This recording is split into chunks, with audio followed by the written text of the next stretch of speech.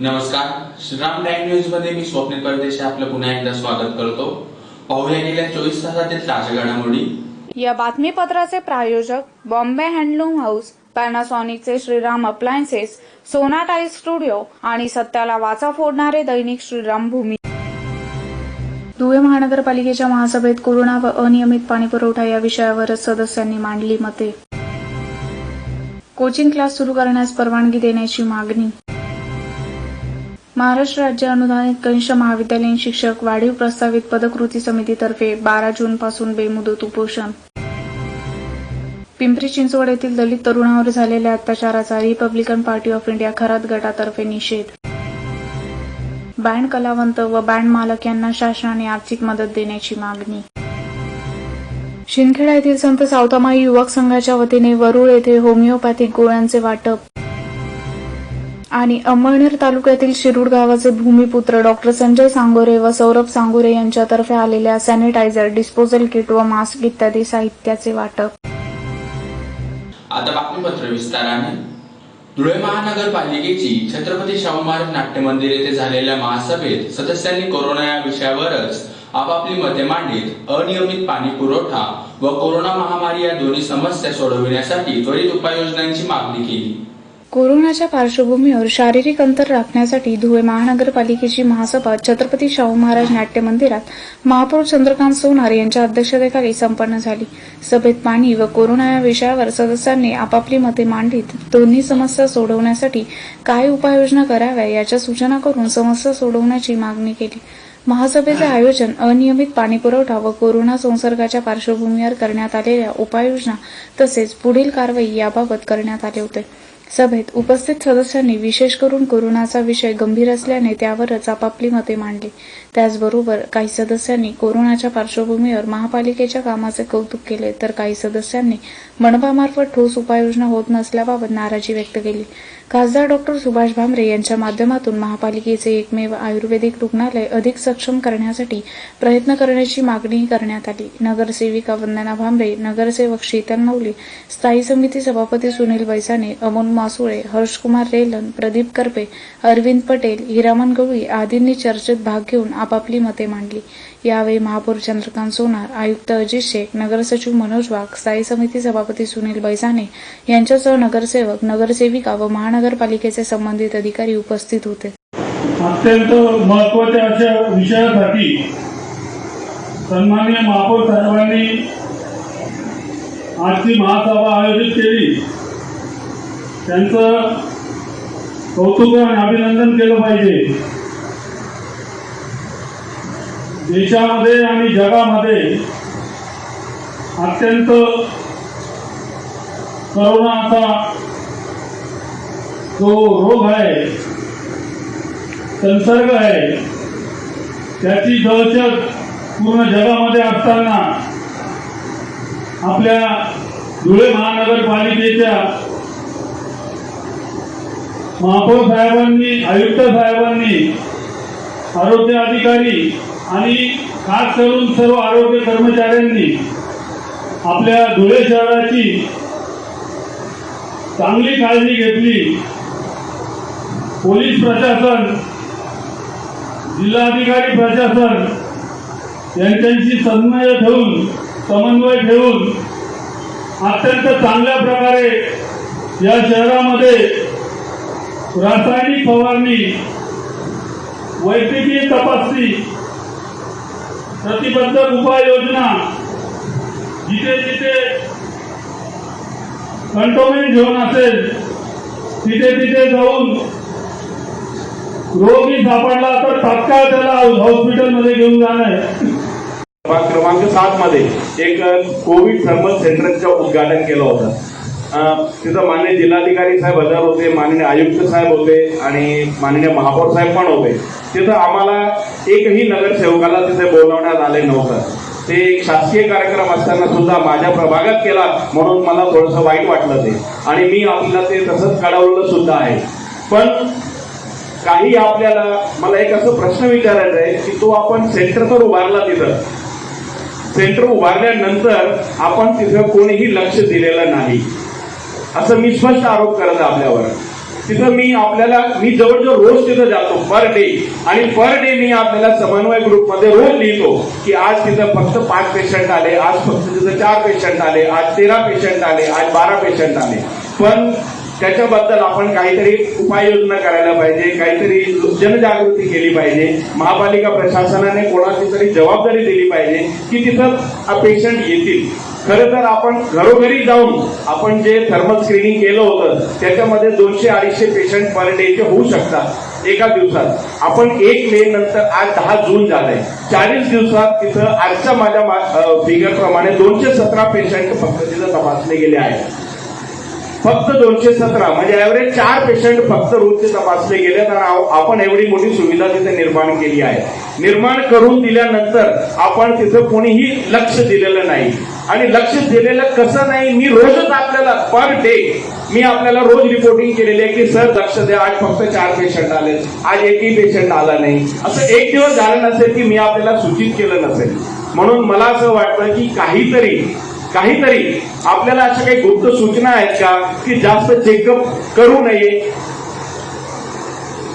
अशा काही सूचना आहेत का की जास्त चेकअप व्हायला नको आहे. कारण इतकं रोज सांगून सुद्धा आपण कधीही मला एक साधं उत्तर सुद्धा दिलेलं नाही. फक्त एकदा मला डॉक्टर महेश मोरेंचा फोन आला होता की भाऊ पेशंट कमी येत आहेत, आपण असं रोज सांगतायत, तर आपलं म्हणणं काय. तर मी त्यांना सांगितलं का आपण जनजागृती करा. नाही म्हणे आपण त्याच्यापेक्षा हे बंद करून द्यावं का. म्हटलं हे तर चुकीचं होईल ना.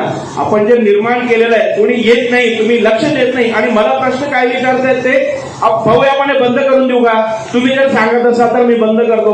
म्हटलं नाही सर, मी उलट आपल्याला रोज सूचित करतोय. माझी कळकळीची विनंती आपल्याला, जर आता 3 तारखेपासून 10 तारखेपर्यंत एकही पेशंट तिथे आलेला नाही. परत दुसरी गोष्ट आहे, आपण तिथं जे डॉक्टर आहेत त्यांनी सेवा व्हावी डॉक्टर म्हणून त्यांनी विनामूल्य सर्व्हिस द्यायचे मान्य केलेले होते. आपण त्यांना रोज एक PPE किट त्या डॉक्टरांना द्यायला हवी होती. आजपर्यंत माझ्या माहितीप्रमाणे फक्त 6 PPE किट आपण तिथं उपलब्ध केलेले आहेत. त्याच्यानंतर उपलब्ध केलेले नाही. कुठल्या डॉक्टरला आपण PPE किट दिलेले नाही. मी स्वतः पर्सनली आपल्याला सांगितलेलं आहे, समन्वय ग्रुपमध्ये आपल्याला लिखितमध्ये सुद्धा दिलेलं आहे. पण तरी आपण त्यांना साहित्य पुरवलेलं नाही. डॉक्टरांनी तिथं येणं बंद करून दिलेलं आहे. शासनाने कोचिंग क्लासेस सुरू करण्याबाबत फेरविचार करून क्लासेस लवकर सुरू करण्याची परवानगी द्यावी यासाठी प्रोफेशनल टीचर्स असोसिएशन तर्फे जिल्हाधिकारी कार्यालयासमोर निदर्शने करण्यात आली. शासनाने कोचिंग क्लास सुरू करण्याबाबत फेरविचार करून क्लासेस लवकर सुरू करण्याची परवानगी द्यावी यासाठी प्रोफेशनल टीचर्स असोसिएशन तर्फे जिल्हाधिकारी कार्यालयासमोर निदर्शने करून निवेदन देण्यात आले आहे. निवेदनात नमूद करण्यात आले आहे की संपूर्ण महाराष्ट्रातील किमान 1 लाख खासगी शिकवणी वर्ग चालवणारे क्लास चालक, त्या सर्वांकडे शिक्षक, शिक्षकेतर कर्मचारी म्हणून काम करणारे किमान 3 ते 4 लाख कर्मचारी, त्यांच्यावर अवलंबून असणारे किमान 3 ते 4 लाख कुटुंब असे अंदाजे एकूण 50 लाखाहून अधिक महाराष्ट्रातील खासगी शिकवणी वर्ग आणि पूरक सेवा देणारे सर्व शिक्षक व शिक्षकेतर कर्मचारी आणि सेवा पुरवठादार हे कोरोना महामारीच्या संकटामुळे सर्वसामान्यांप्रमाणेच अडचणीत आले आहेत. सर्व मिळून चालवित असलेले खासगी शिकवणी वर्ग हा एक सेवा देणारा काही हजार कोटींची उलाढाल असलेला व्यवसाय आहे. या व्यवसायामार्फत GST, आयकर, व्यवसाय कर, स्थानिक मालमत्ता कर इत्यादी रुपये महाराष्ट्रातील सर्वजण मिळून हजारो कोटी रुपयांचे योगदान स्थानिक संस्था, राज्य सरकार आणि केंद्र सरकार यांना वर्षानुवर्षे देत आहेत. परंतु 16 मार्च 2020 पासून संपूर्ण कोचिंग व्यवसाय बंद असल्यामुळे त्यावर अवलंबून सर्वांचेच हाल होत आहेत. म्हणून कोचिंग क्लास सुरू करण्यास परवानगी देण्याची मागणी करण्यात आली आहे. यावेळी अध्यक्ष RB जाधव, सतीश पवार, संभाजी तरवडे, राजीव सूर्यवंशी, डॉक्टर नागेश कल्याणकर, प्राध्यापक DB शिंदे, प्राध्यापक अर्जुन सूर्यवंशी, प्राध्यापक गोपीनाथ हुस्सेकेस, प्राध्यापक DM जाधव आदी उपस्थित होते. मी धुळे जिल्हा PTA अध्यक्ष आहे आणि महाराष्ट्र स्तरावर ज्या क्लासेस बंद झाले त्याच्यामुळे हजारो क्लासेस आज पूर्ण राज्यस्तरावर बंद आहेत. तर क्लासेस चालवायला संख्या नियंत्रित करून किंवा सगळे नियम पाळून शासनाने परमिशन द्यावी याच्यासाठी आम्ही निवेदन द्यायला आलेलो आहे महाशय जिल्हाधिकारी साहेबांना. म्हणजे क्लासेस सुरू करण्याला परमिशन देण्यात यावी. थोडी लवकर जर दिली तर, कारण विद्यार्थ्यांचं नुकसान होतं. 11वी 12वीचे वर्ग महत्त्वाचे असतात, 12वीचा वर्ग त्यातल्या त्यात नीट CETचे क्लास झालेले नाहीत पोरांचे. तर त्याच्यामुळे त्यांचा आतोनात विशेष म्हणजे शहरी विद्यार्थ्यांपेक्षा ग्रामीण भागातले विद्यार्थी आमच्याकडे जास्त असतात आणि त्याच्यामुळे त्यांचं नुकसान खूप जास्त आहे. त्यांना घरी प्रिपरेशन नाही आहे, ऑनलाईन सुविधा नसतात, नेट नाही आहे. त्याच्यामुळे सगळ्यात आपला हा ग्रामीण भाग आहे, त्यातल्या त्यात अप्रगत भाग आहे आणि त्यांच्या पॉईंट ऑफ व्ह्यूने आम्ही विचार करतोय की कदाचित कमी विद्यार्थी 25-30 विद्यार्थ्यांना गव्हर्नमेंटने परमिशन द्यावी आणि थोडंसं लवकर सुरू करावं. आणि आम्ही ते सगळे जे नियम आहेत गव्हर्नमेंटचे ते सगळे पाळू, विद्यार्थी संख्येचा निकष पाळू आणि सॅनिटायझर वगैरे सगळे जे काही आहेत त्या सगळ्या गोष्टी मेंटेन करू, जेणेकरून ग्रामीण भागातला विद्यार्थी तो आमचा केंद्रबिंदू आहे आणि गव्हर्नमेंटने ते नजरेसमोर ठेवून परमिशन द्यायला पाहिजे. मोठ्या शहरांमध्ये नाही दिली तरी चालेल, पण कमीत कमी असे की ज्याला ग्रामीण भाग अटॅच आहे अशा जिल्ह्यांना परमिशन द्यायला पाहिजे. सन 2003 ते 2019 मधील कनिष्ठ महाविद्यालयीन वाढीव पदांना मान्यता मिळावी यासाठी महाराष्ट्र राज्य अनुदानित कनिष्ठ महाविद्यालयीन शिक्षक वाढीव प्रस्तावित पदकृती समितीतर्फे 12 जून पासून बेमुदत उपोषण सुरू करण्यात येणार आहे, तसे निवेदन प्रशासनास देण्यात आले आहे.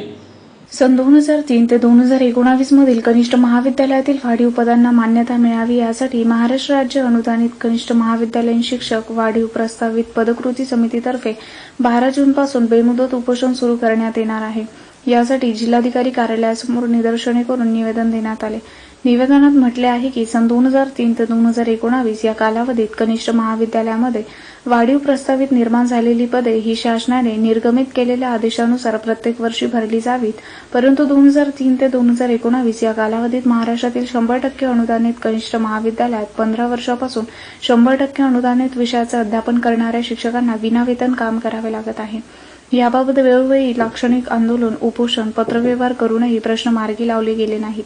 सद्य परिस्थितीत 15 वर्षापासून काम करणाऱ्या शिक्षक कुटुंबांवर उपासमारीची वेळ आली असून त्यांच्या जीवन मरणाचा प्रश्न निर्माण झाला आहे. म्हणून दिनांक 12 जून पासून महाराष्ट्रातील 1200 शिक्षकांचे कुटुंब शासनाला जागे करण्यासाठी लॉकडाऊनमधील नियमांचे पालन करून बेमुदत उपोषण सुरू करणार आहेत.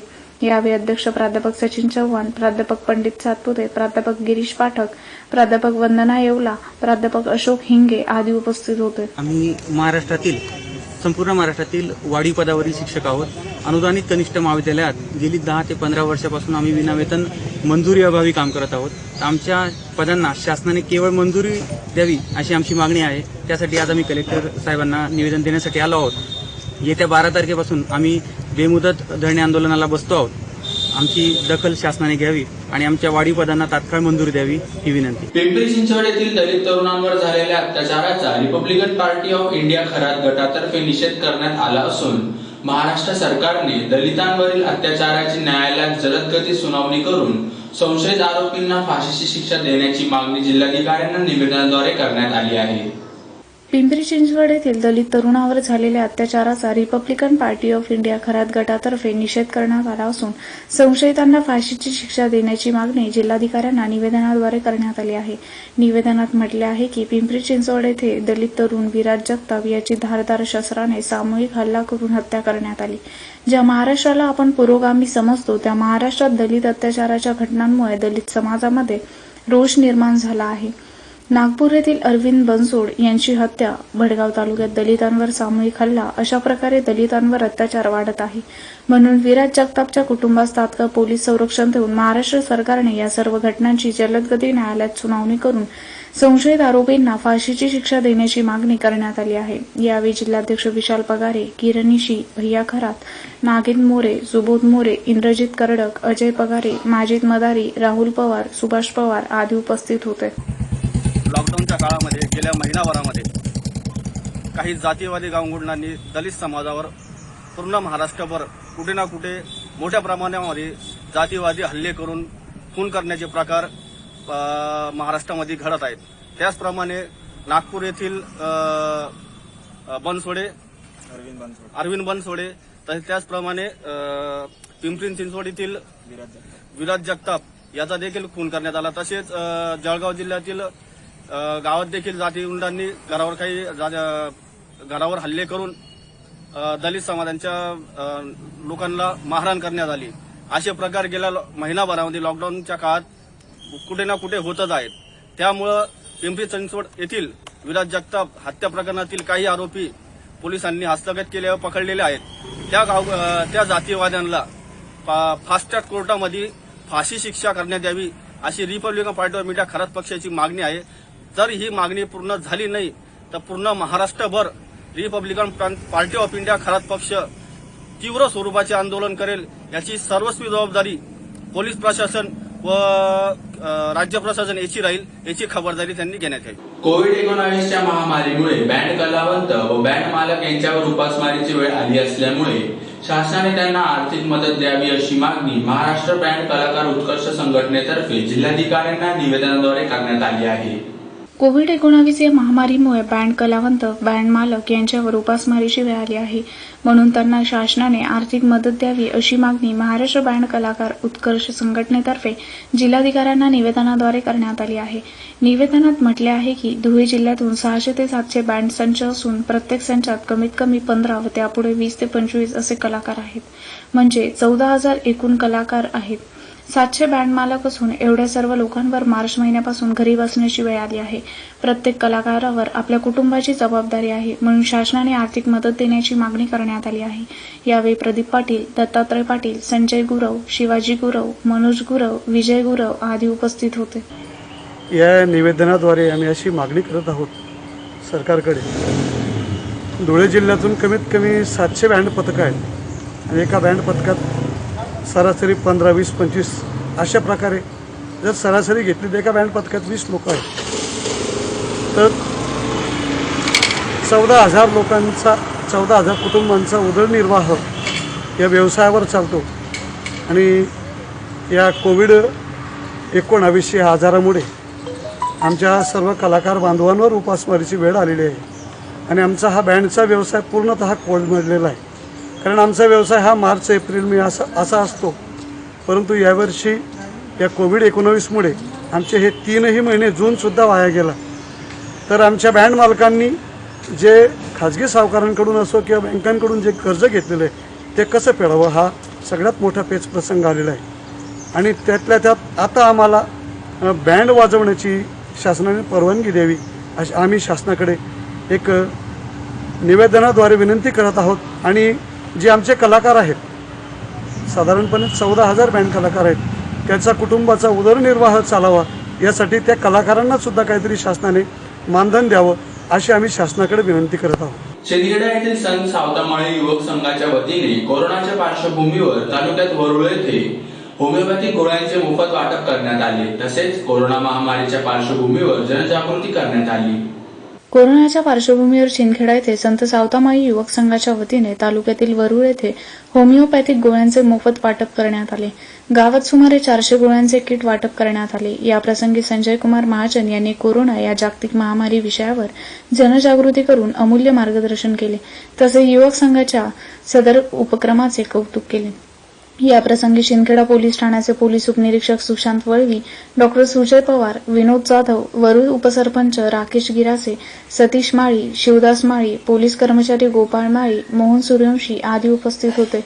संघाच्या वतीने केशव माळी, सुखदेव माळी, चेतन माळी, आकाश जाधव, प्रमोद जाधव, मुन्ना माळी, सागर माळी, विजय देशमुख, जयेश महाजन, गिरीश जाधव, महेंद्र माळी आदींनी विशेष परिश्रम घेतले. कोरोनाच्या पार्श्वभूमीवर अंमळनेर तालुक्यातील शिरोड गावाचे भूमिपुत्र डॉक्टर संजय सांगोरे व सौरभ सांगोरे यांनी 500 कुटुंबास पुरेल इतका सॅनिटायझर, डिस्पोजल किट, मास्क इत्यादी साहित्य पाठविले. सदरचे साहित्य त्यांचे लहान बंधू डॉक्टर राज सांगोरे यांच्यातर्फे ग्रामपंचायतीस वितरण करण्यात आले. कोरोनाच्या पार्श्वभूमीवर शिरूड गावाचे भूमिपुत्र मुंबई येथील डॉक्टर सौरभ सांगोरे यांनी आरोग्यवर्धक मदत पाठवली असून सदरची मदत स्वर्गीय भिला भाऊसाहेब यांच्या स्मरणार्थ त्यांचे लहान बंधू डॉक्टर राज सांगोरे यांच्यातर्फे ग्रामपंचायतीस वितरित करण्यात आली. यात 500 कुटुंबास पुरेल इतके sanitiser, 15 disposal kit, 10 washable kit व मास्क यांचा समावेश आहे.